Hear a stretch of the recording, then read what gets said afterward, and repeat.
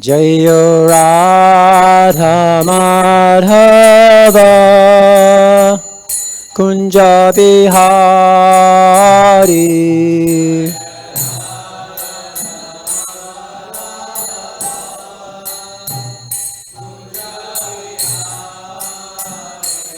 Jayo Radha Madhava Kunja Bihari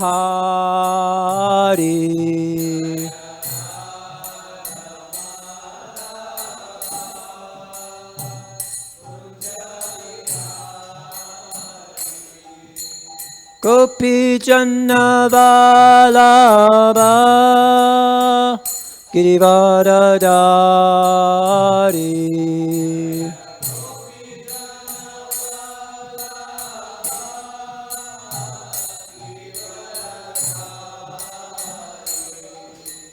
Gopi Janna Vallabha Girivardhari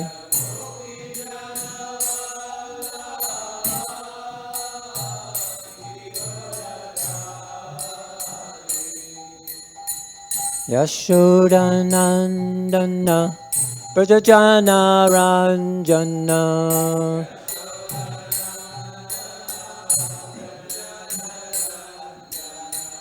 Yashodanandana Brajajana Ranjana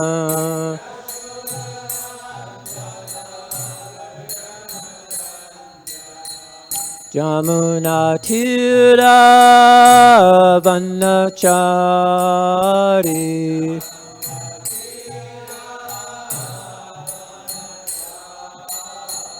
Jamuna Tira Vanachari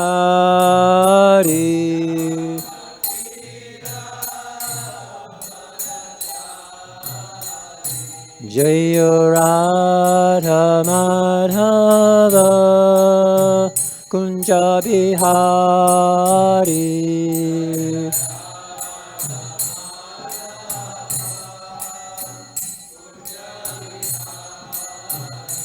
Jaya Radha Madhava Kunja Bihari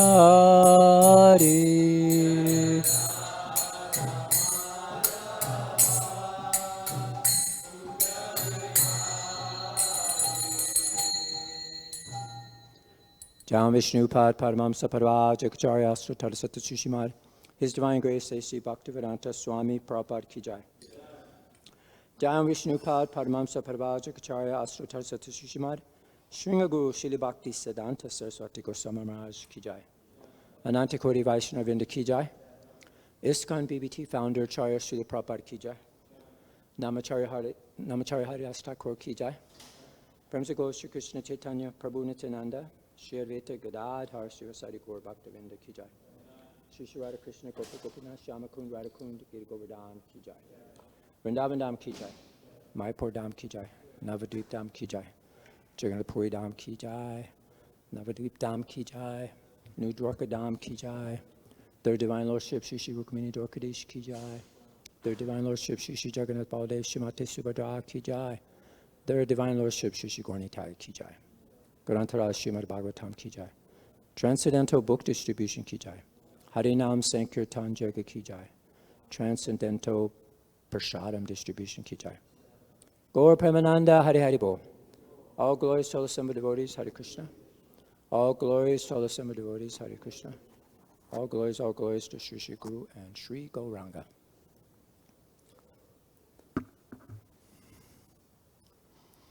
Om Namo Bhagavate Vasudevaya.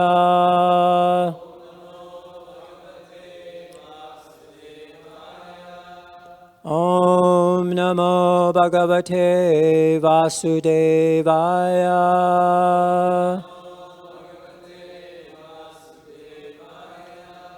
Om Namo Bhagavate Vasudevaya.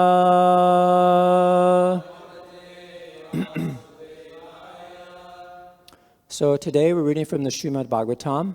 This is the third canto, chapter 25, text number 44.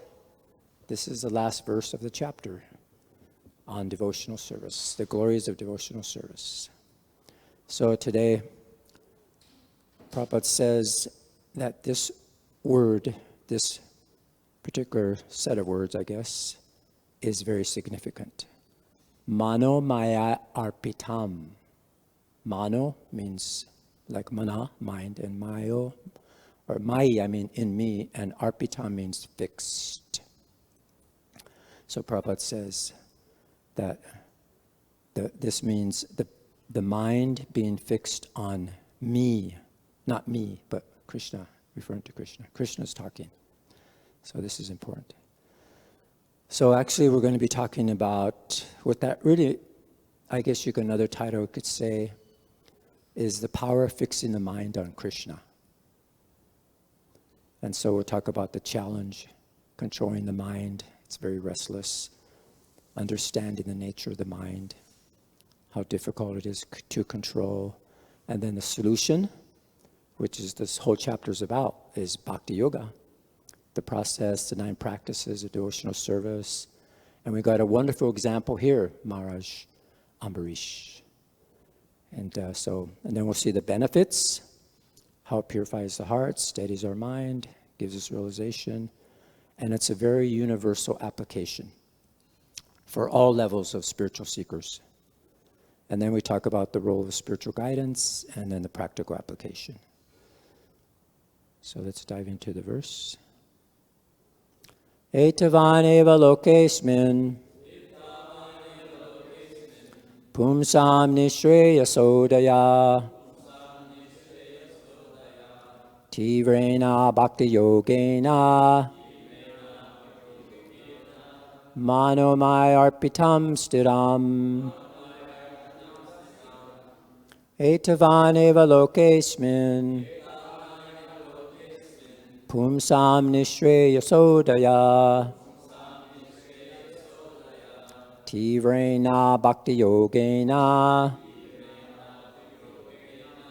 Mano, mayy, arpitam, sthiram. Etāvān eva loke smin,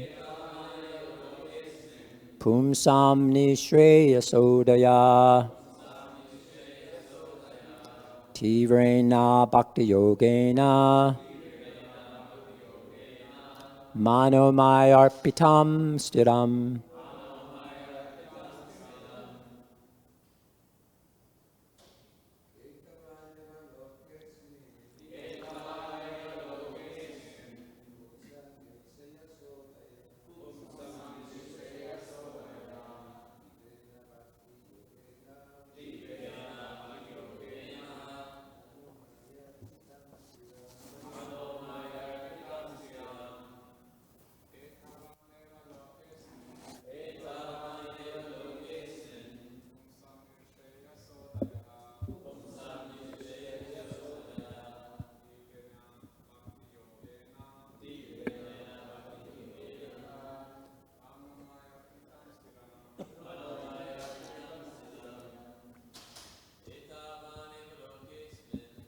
Etāvān eva loke smin, puṁsāṁ niḥśreyasodayaḥ, tīvreṇa bhakti-yogena, Mano, mayy, arpitam, sthiram.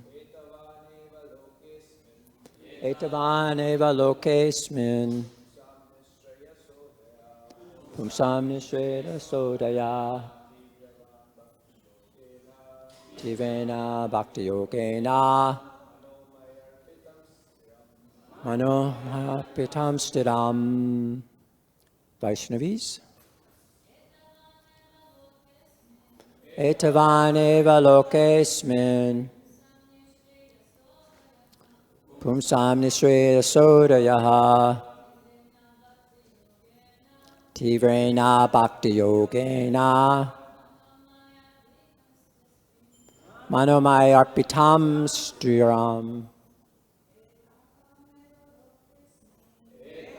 Etāvān eva loke smin, puṁsāṁ niḥśreyasodayaḥ, tīvreṇa bhakti-yogena.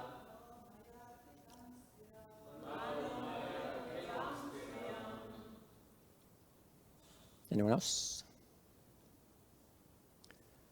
Etāvān eva. Only so far. Loke asmin. In this world. Puṁsāṁ. Of men. Niḥśreyasa. Final perfection of life. Udayaḥ. The attainment of. Tīvreṇa. Intense. Bhakti-yogena.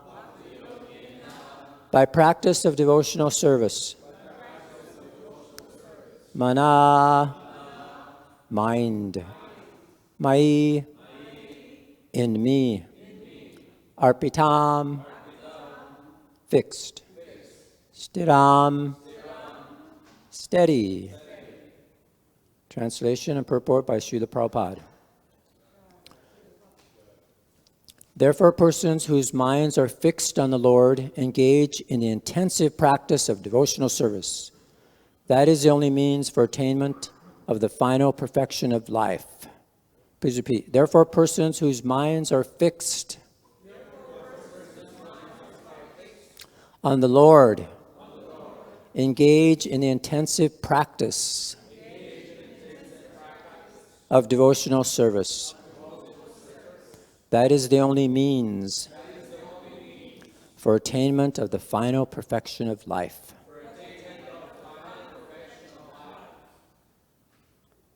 Purport. Here the words Mano, mayy, arpitam, which mean the mind being fixed on me, are significant. One should fix his mind on the lotus feet of Kṛṣṇa or his incarnation. To be fixed steadily in that freedom is the way of liberation. Ambarīṣa Mahārāja is an example. He fixed his mind on the lotus feet of the Lord. He spoke only on the pastimes of the Lord. He smelled only the flowers and the tulasī offered to the Lord. He walked only to the temple of the Lord. He engaged his hands in cleansing the temple. He engaged his tongue in tasting the foodstuff offered to the Lord, and engaged his ears for hearing the great pastimes of the Lord. In this way, all his senses were engaged. First of all, the mind should be engaged at the lotus feet of the Lord, very steadily and naturally. Because the mind is the master of the senses, when the mind is engaged, all the senses become engaged. That is bhakti-yoga.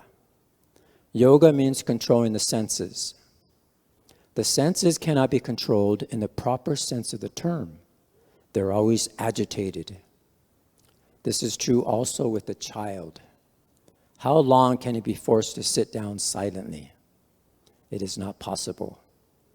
Even Arjuna said, Chanchalam hi mana Kṛṣṇa. The mind is always agitated. The best course is to fix the mind on the lotus feet of the Lord. Mano, mayy, arpitam, sthiram. If one seriously engages in Kṛṣṇa consciousness, that is the highest perfectional stage.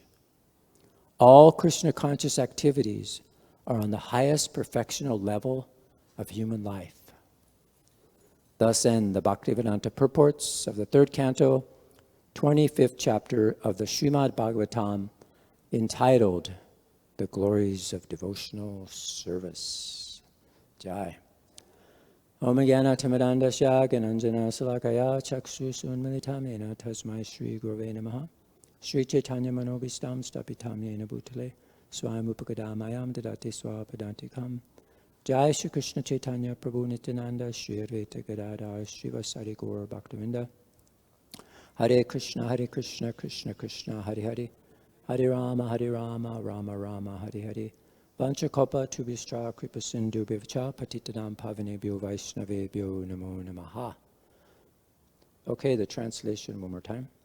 Therefore, persons whose minds are fixed on the Lord engage in intensive practice of devotional service.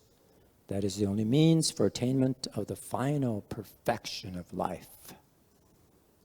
So, since it's the end of the chapter, we could just see a visual infographic of the chapter and its section here. So we're here on the glories of devotional service. And as you could just take a quick glance of all the different sections. We don't have time to go over all of them, but just to give you an idea, you can see it very quickly. We're just going to do these last section, 31 to 44, Lord Kapila, his answering the question of his mother Devahuti. And this is the question, was in verse 28. What kind of bhakti will help to easily attain you? So then these last verses, 31 to 44, answer the question. So it recommends spontaneous bhakti, bhava, and it describes the characteristics of devotees in bhava, and then it talks about vaidhi, sadhana bhakti, and then now these last few verses, the greatest benefit is possible only by offering one's mind in pure bhakti to me.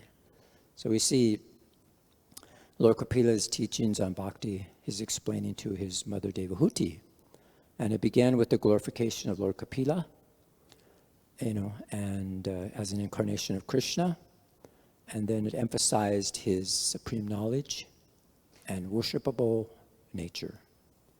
So this chapter outlines the core principles of bhakti-yoga, which talks about the superiority of bhakti over other practices, the nature of the Supreme Personality of Godhead, our relationship between the soul and God, and the temporary nature of this material world, and the process of engaging our senses in Krishna service. And it specifies and really brings out the point that it's very important to hear and chant about Krishna. And then our goal is to attain the love of God and return to the spiritual world. So the second question that we showed there, Devahuti is asking, what devotional service is worth developing and practicing to help me easily attain your lotus feet? And the answer basically is fixing our mind in these last verses 31 to 44. It's basically fixing the mind on the Supreme Personality through intense devotional practices, which is bhakti-yoga. So, and then it describes the different benefits. So in text 32, it talks about the mind as a representative of the Lord. And then in 33, it talks about bhakti dissolving the subtle body effortlessly. And then 34, pure devotees not desiring even liberation. And then 35 and 36, the attraction the devotees have for his pastimes and his form. And then 37, devotees attaining all benedictions without even desiring them.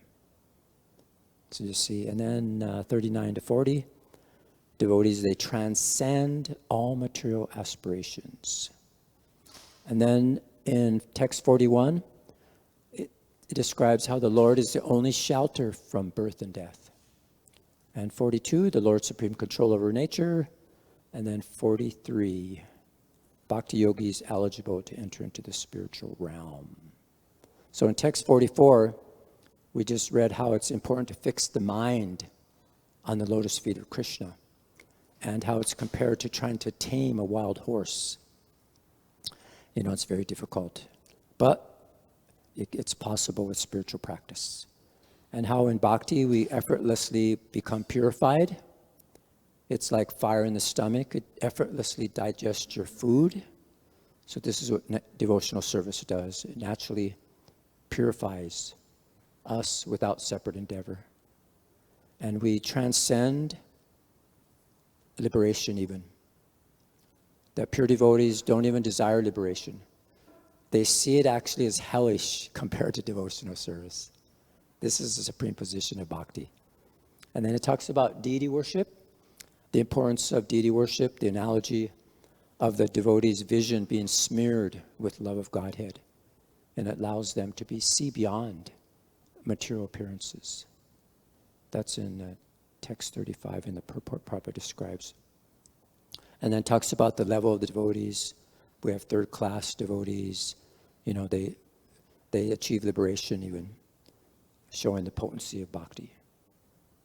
And so this is like compared to a chronic disease. It's being cured by expert treatment from an appropriate doctor, by diet and medicine like that. So bhakti and prasadam. We talked about prasadam yesterday. So then we get the permanent gain. It's not like material opulences, the gains of devotional service. It's something that's permanent. It's actually unaffected by time or circumstances. This is like the Vaikuntha atmosphere. It's free from all material miseries. And then it talks about the supreme shelter, which is only the Supreme Lord. And He protects us from the cycle of birth and death. Because all the natural laws that we're under right now are under His control. And so it's like the government, the Lord's vast government with demigods, departmental heads. He's in control of all this. That's the Supreme Lord. So Srila Prabhupada gave a lecture on this particular verse. It's a very, very wonderful lecture. I'll just go through some of the points he mentions and some of the metaphors and analogies. So he talks about bhakti-yoga, of course, and how it's explained by Kapila Dev, and how it requires advanced knowledge, jnana, and renunciation, vairagya. So bhakti-yoga is the education of renouncement. That's the vairagya vidya. And then he talks about our renunciation in bhakti-yoga, the need to renounce all nonsense engagements, sarvadharma and parityaga verse.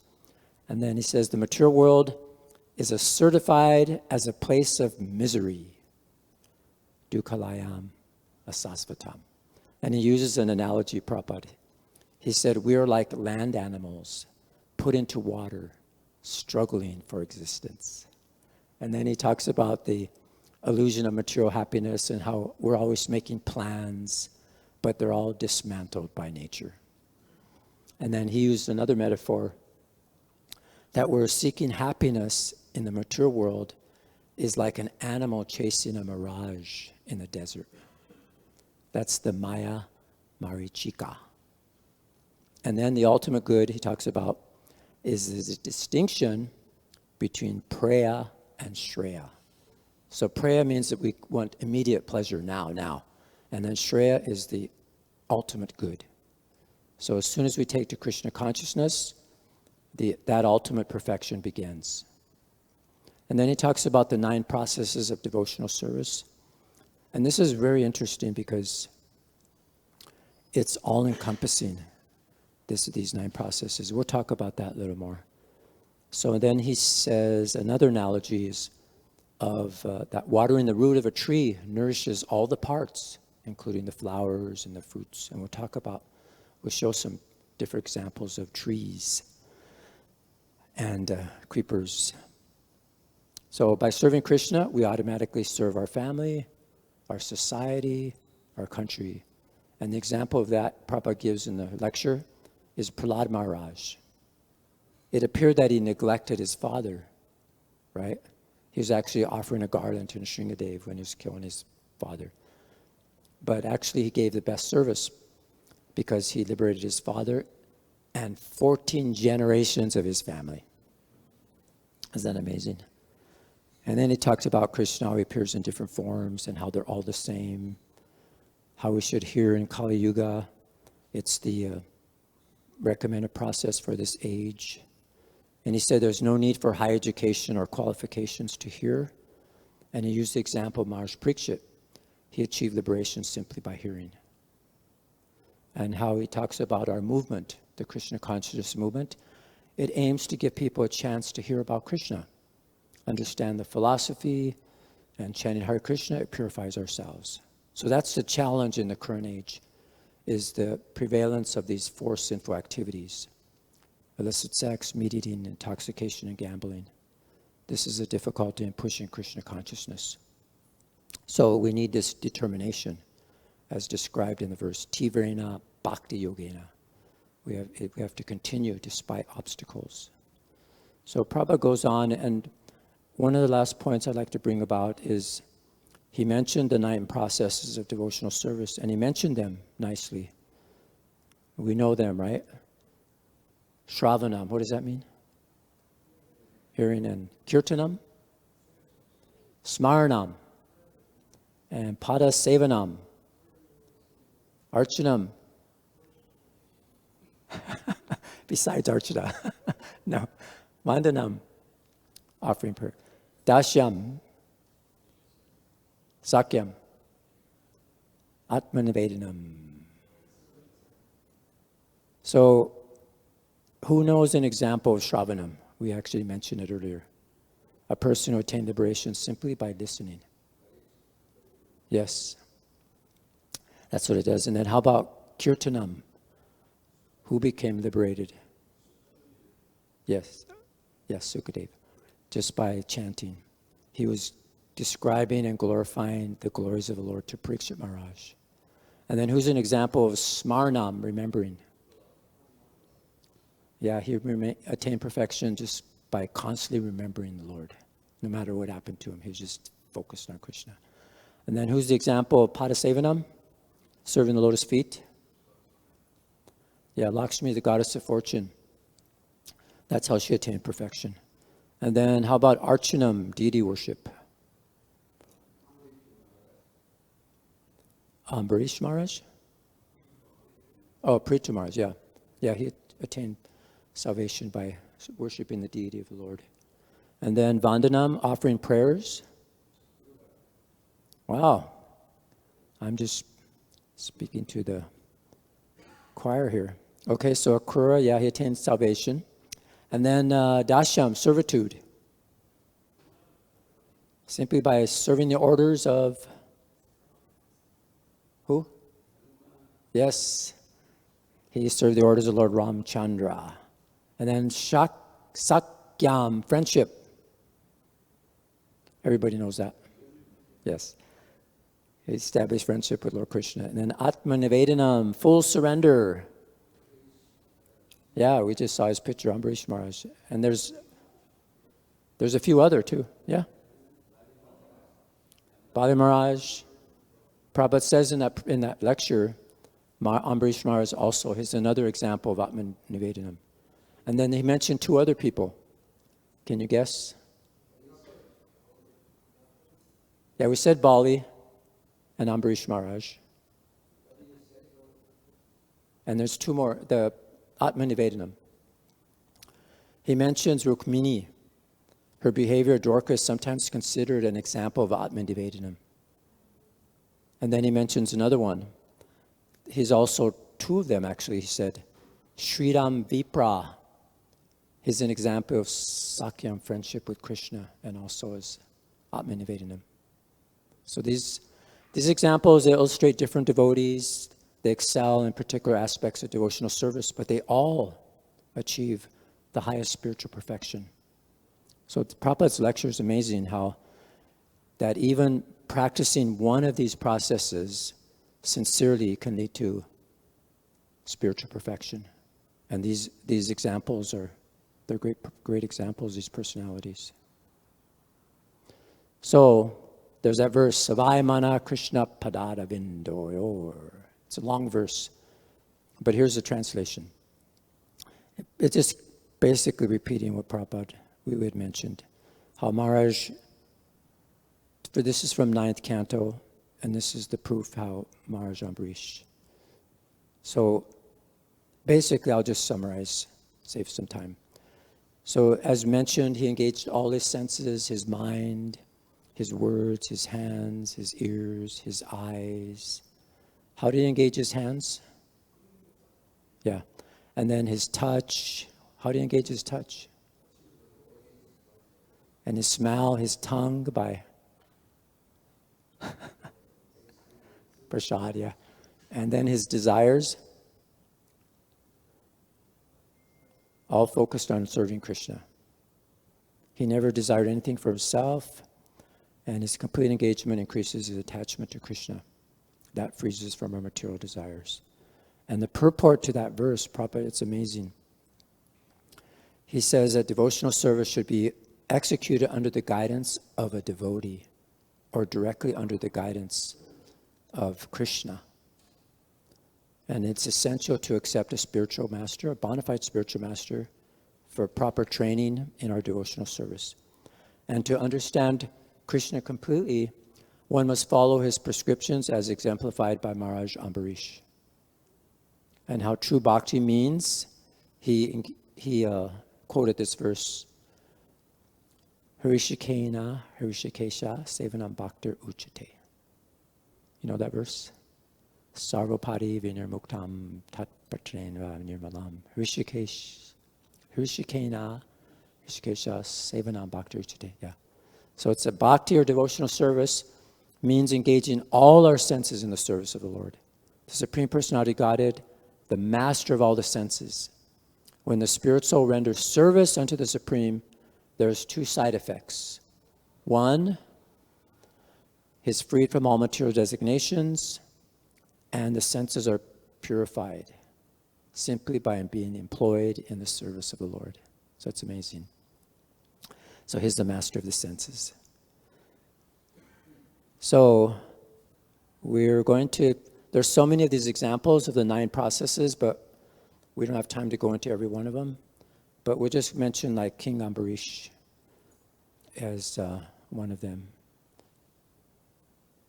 So we see here, he was a devoted ruler and he balanced his royal duties with spiritual practices. And during a religious fast, he offended Durvasa Muni by drinking water before the sage returned. And so Durvasa created a demon to attack Ambarīṣa Mahārāja.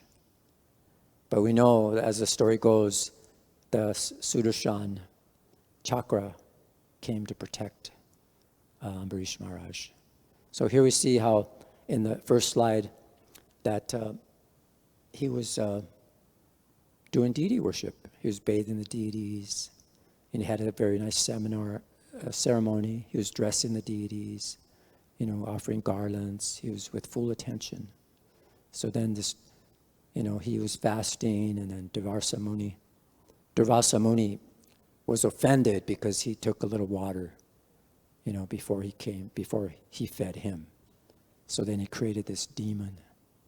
So it's a nice image there. So then if we go on here, we see then the Sudarshan chakra of Kṛṣṇa was protecting Mahārāja Ambarīṣa. And as we heard from a previous class by Nandini Radha Mataji, that she was saying how Kṛṣṇa's chakra is more powerful than billions of brahmastas together. Can you imagine that?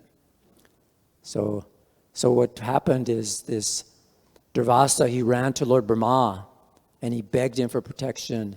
And then Lord Brahma said, no, I can't protect you.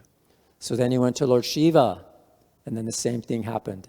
He said, there's nothing I could do against this weapon of the Supreme Personality of Godhead. So then he finally went to Vaikuntha, as you can see in the image on the right, and he fell at the feet of Lord Narayan, and he begged him. But he said, no, I'm completely under the control of my devotees. And he said, they're just in the core of my heart, and they're attached to me, and I'm attached to them. So he said that he instructed him that you should go to Mahārāja Ambarīṣa immediately and beg forgiveness for your offense. And in that way, you may be spared. And that's what he did. As we saw in the first image, the Mahārāja Ambarīṣa actually protected Durvasa Muni from the Sudarshan chakra. He actually fell at his feet, he clasped his lotus feet, and he just begged for forgiveness.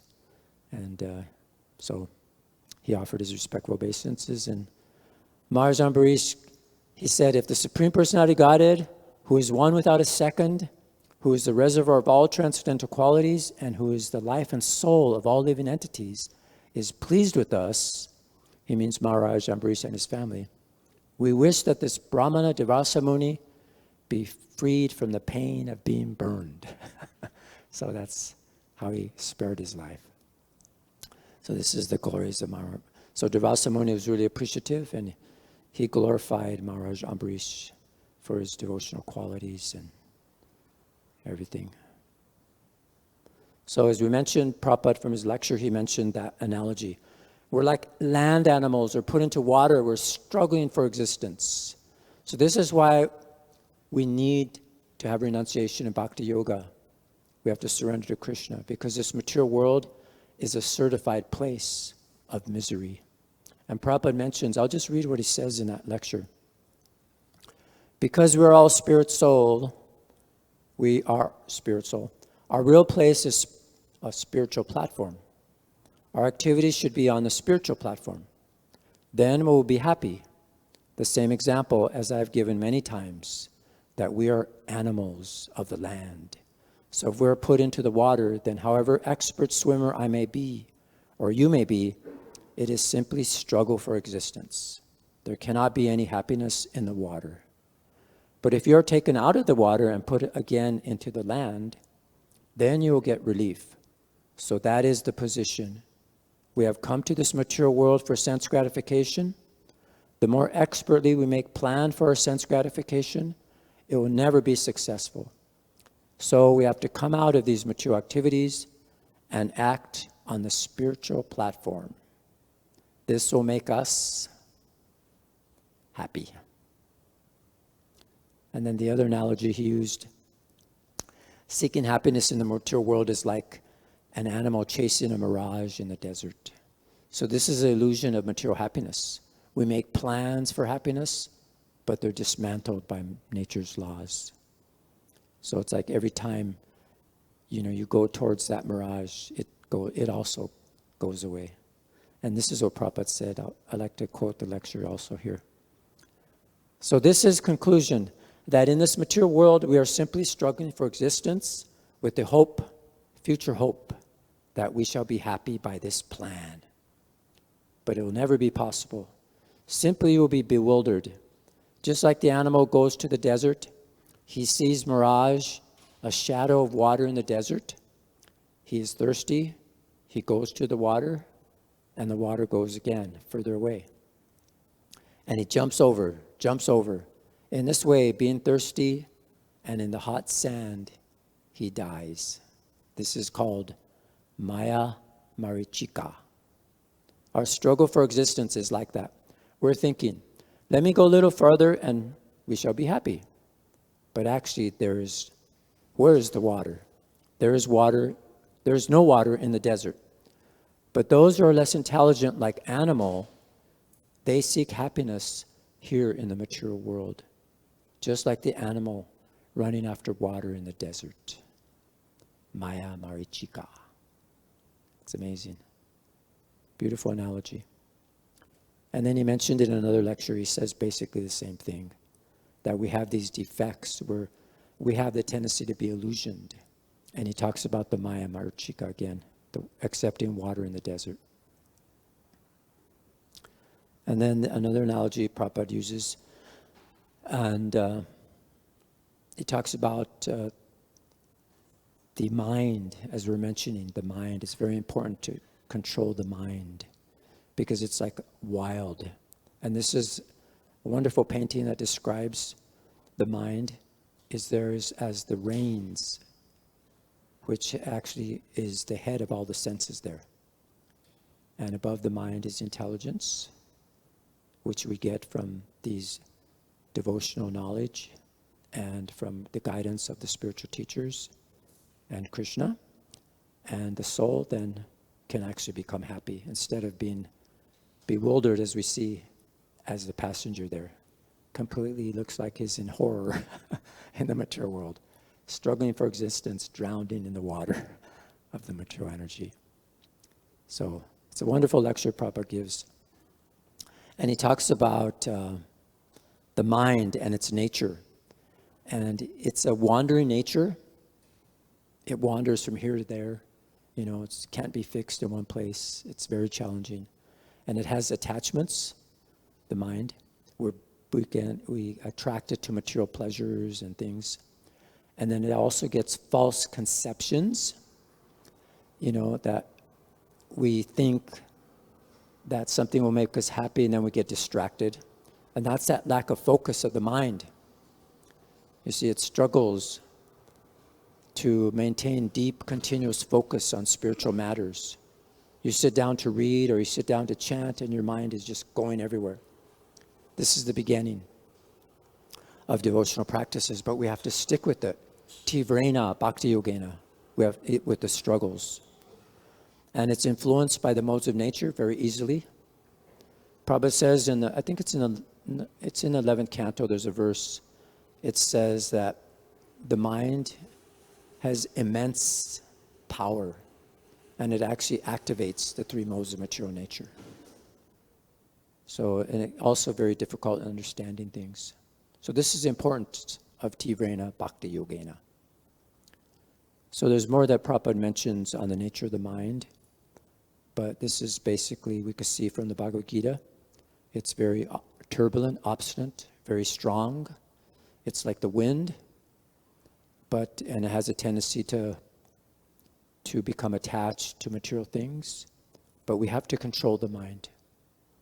And sometimes even the mind overcomes the intelligence. So we have to bring it back. And that's the solution, bhakti-yoga. This is all described in this chapter. So we'll move on. And a wonderful example of this meditation is from the Nectar of Devotion. And it discusses meditation. And so this is a very important point. Anyone know this pastime where the Brahmin is meditating? He's a very poor Brahmin, and he's very learned, and he begins to meditate in his mind, elaborately worshiping Kṛṣṇa by bathing in holy rivers, dressing the deity, cleaning the temple, collecting water from sacred rivers, offering various items of worship, performing arpitam. And then one time, he imagined offering hot sweet rice to the deity. And in his meditation, he touched the pot, and it actually burned his physical finger. And he was astonished. And then you could see Lord Narayan in the background there on top. He smiled, and he brought the Brahmana to Vaikuntha. So just see, this is the Lord is all pervading. He's present everywhere, and even in your heart in meditation. So if you offer sincere meditation, the Lord will accept it. It's the same result as if it's done physically. So this is the sincere devotional meditation can lead to perfection. And then there's one more example, and this is an intimate of Lord Chaitanya. Anyone know who he is? He was meditating also. It's Niḥśreyananda Brahmachari. He performed mental worship. He was decorating the road with flowers and gems in anticipation that Lord Chaitanya would walk there. So he did this mental worship. And so he was doing so many things like that. He was offering lamps, incense, temple worship. He was doing all this mentally. And so this is very nice. And this is in the Madhya Lila, I believe. And so he made this broad road from Kulia. It's decorated with jewels and flowers. Can you imagine that? And it had bakula trees lining both sides. It had transcendental lakes with jewels, bathing places, and lotus flowers. It had birds chirping, and there was nectar-like water, cool, fragrant breezes. And then it was amazing because in his meditation, he couldn't go further than Natasala. And he's wondering, why can't I, my meditation go beyond that? And so he understood that actually Lord Chaitanya is not going to go any further than that. And then he told the devotees that actually, Lord Chaitanya is not going to go farther than that. So this is amazing. So we see how this devotional attitude is more important than the materiality offered, So it's as important too. So remember we mentioned about the tree of the material manifestation? This is the tree of material existence.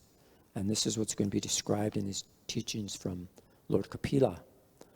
And the tree represents the entire material universe and our individual existence. It's described that it's woven into the fabric of the Supreme Lord's potencies. Just like you have a cloth, lengthwise and crosswise, the threads. So this tree analogy is very intricate and has a lot of symbolism. So let's dive into it here.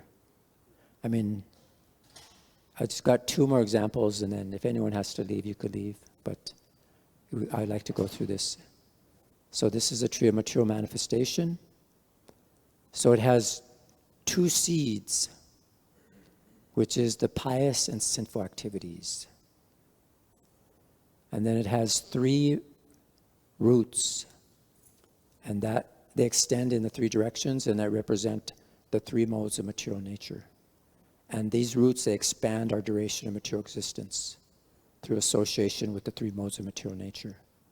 And actually it's described, of course we know there's hundreds, innumerable roots, and those are innumerable material desires that we get from these modes. And then we have the bark. There's 7 layers of bark, which are the skin, the muscle, the blood, the marrow, the bone, fat, and semen. And another place it's described that there's 3 types of bark, and that's the air, the bile, and the mucus. That constitutes the elements of the body. And then we have here hollows. There's 9 hollows or gates, and those are in the body, the 2 eyes, the 2 nostrils, the 2 ears, the mouth, the genital, and the rectum. And also described as the acquiring senses, like the eyes, ears, nose, tongue, and skin. They're the acquiring knowledge senses. And then there's 8 branches. They're the 5 gross and 3 subtle elements: earth, water, fire, air, ether, mind, intelligence, and ego. And then also it's described in another place, there's 11 branches. There are 5 working senses, the 5 knowledge and acquiring senses, and the mind. And then we have 10 leaves. Those are the internal air passing within the body, the prana, apana, udana, vadana, samana, etc. And then we have the 2 fruits, which represent enjoyment and suffering. So, and there's 2 types of happiness that we get, or the 2 types of fruit. And they're like, the flavors we get from that is the taste, form, smell, touch. These are the sensory experiences. And that's how we taste these fruits, is through our 5 working senses. And then the 4 tastes are described as religiosity, economic development, sense gratification, and liberation. So these are based on our association with the material nature. And then also these senses, they're subjected to 6 kinds of whips or circumstances. And that's lamentation, illusion, infirmity, death, hunger, and thirst. And then you see there we have 2 birds, which is the Atma and the Paramatma. And sometimes it's described that they're in that nest in the tree. So the living entity, the conscious soul, he's eating the fruit, but the super soul, the Paramatma, he just simply witnesses. And then here we have it represents the extensions, how it reaches out towards the sun, how it's all pervasive, like that. So, but what we're learning, and we'll see, and it's mentioned throughout the Srimad Bhagavatam, that we need this axe to cut down the tree. And that is transcendental knowledge. So, and this comes through devotional service and worship of the spiritual master. And then once the tree is cut down, this material illusion is dispelled. And then we even give up the axe and we transcend even analytical knowledge. So that's described there. And then, as I mentioned, there's another tree. This is the bhakti-lata, the bhakti-lata bija. And this is a poster I found online. It's interesting. It describes the all-encompassing nature of bhakti. And it talks about this bhakti-lata tree. As you can see here, it has the seed is planted in the heart. And there's that verse, Brahmanda Brahmate Konya Bhagavan Jeev, Guru Kṛṣṇa Prasad, Pai bhakti-lata bij. So according to the living entity's karma, they're wandering throughout the universe. Some are being elevated, some are in the lower planets, but out of millions of them wandering, one's very fortunate if he gets an opportunity to associate with a bona fide spiritual master by the grace of Kṛṣṇa. And by the mercy of Kṛṣṇa and the spiritual master, he receives that seed of the creeper of devotional service. So that's all they're described. So we don't have time to go into all the details, but you can find this online. It talks about all the different processes. We go from Bharjana Kriya, Anartha Nivritti, Nishta, Ruchi, and then ultimately it goes to Shakti, Bhava, and Prema. So these are all described there. So these are all you see this is the fruits that we want. These are eternal fruits of Bhava, Prema, like that. So these are all the different tastes and relationships we get with Kṛṣṇa. So that's the blossoming of the bhakti-lata. This is from the Madhurya Kadambini by Srila Vishnabhat Chakravarti Thakur. So we'll end there, and this is our verse today is basically how our mind should be fixed on the Lord and engage in intensive practice of devotional service, right? So that's that intensive practice. So, and then just to end here, there's a couple of things we can do. If you can see here, these are actually some barcodes, some QR codes. There's 2 of them. There's one there. This is on the 9 processes of bhakti. This is like a website you could go to, and it summarizes them in an interactive website. And then there's another one here. These 2 barcodes, even though they're pictures, you can scan them, and you could go to these 2 different places. The second one is actually a summary of the Madhurya Kadambini. It's actually in the database. And it's all interactive, and it expands into the different aspects of all that bhakti-lata. You can see that poster behind it. It describes that in detail. So you can see this is our process of devotional service. And as we went through this particular section, we're understanding our process of becoming purified by engaging the mind in Kṛṣṇa consciousness. So, and see, you guys got it? Because I'd like to go back to another slide just to give you this particular one, these practices today. So we have a challenge in the mind, and it's interesting. I just wanted to mention something about hearing. Our movement, Prabhupada says, is to give people a chance to hear about Kṛṣṇa in so many ways. And nobody can conquer Kṛṣṇa, but simply by hearing about Kṛṣṇa, you can become a very intimate friend with Kṛṣṇa. So this is our process. So somehow or another, we have to hear about Kṛṣṇa. And this is the purpose of our movement. And I was listening to a lecture by my Guru Maharaj, Srila Jayapataka Maharaj, just yesterday. He was talking about how Lord Chaitanya appeared to deliver the entire universe. And somehow or another, we have to all become purified. And he was talking about now in America, there's the Democratic candidate or person is called Kamala Harris. So he said the name Kamala is the name of Radharani, and Hari is the name of Kṛṣṇa. So he said all the different parties, and even in all around the world in different countries, they're chanting the names of Radha and Kṛṣṇa, Kamala Hari. So just see, even if we don't understand the philosophy still if we hear, we become purified. So this is the process of Hari Sankirtan. We don't have to require understanding, just have to hear it, and then we become purified. So that's that process, as we mentioned, Mano, mayy, arpitam. The mind, mayy in me, in Kṛṣṇa, arpitam, we have to fix it. So that's it there.